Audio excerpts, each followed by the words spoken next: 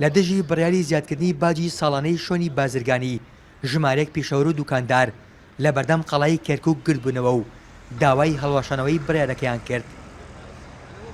ژیانتان لە فەرمانبەران تاڵ کرد لە کاسبکارانی تاڵ مەکەن. بەڕاستی لە شاری کەرکووک کاسبکاران بە تەواوەتی ناڕەحەت کراون کە هەر ماوەی و دێن بە ناوی بە بەهانەی شتێکەوە دێن پارەیان لێسەن. هەموو ساڵێک ملیۆنیە کە سەنن زەریبەیە و بەلەدیەیە و سەحەیە و بیئەیە و هەمووی ئەم پارانە لەمان سنگی شتی بەلاشە. ئێمە کاتی خۆی ئیجازەکانمان تازا کردە و هیچمان نادا. سندیکای کرێکاران لە کەرکووک دەنگی خۆی دەخاتە پاڵ پیشەوەرانی ناڕازی و دەڵێ هیچ گەرنتەیەک نییە کە بەهۆی زیادکردنی باجی ساڵانەوە نرخی خواردن و شتومەکەش گران نەبێ. گرانکردنی پیشەوەر و کرێکار معنای ئەوەیە کە تۆ ڕێگری لێکە لە ئیشکردن و کاسبیکردن بۆی بژیت. کاتێکیش کار گەیشتە سەر ئەوەی کە ئینسان ژیانی لە دەست بدا ڕووە کاتە هەموو شتێک و هەموو ڕێگایەکە گرێتە بەر بۆەوەی کەوا بتوانێت بژیت.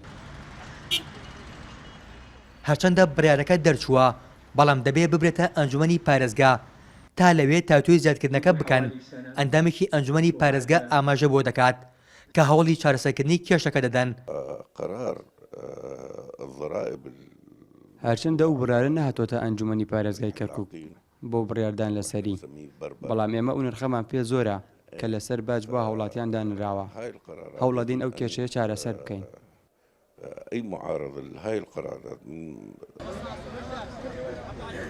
بڕیاری زیادکردنی باج لەسەر دوکان و شوێنە بازرگانەکان بەشێکە لە بودجەی گشتی عێراق بۆ ساڵی 2017 تا ئەو کورتێنانە کەم بکاتەوە کە چاوەڕێ دەکرێت ئەم ساڵ دووچاری حکوومەتی عێراق ببێتەوە. بەپێی ئاماری سندیکای کرێکارانی خزمەتگوزاری نزیکەی 50,000 دوکان و شوێنی بازرگانی لەناو شاری کەرکووکدا هەن و هەمویان شمولی زیادکردنی باجی ساڵانە دەکەن. ئۆژین جۆڵە NRT کەرکووک.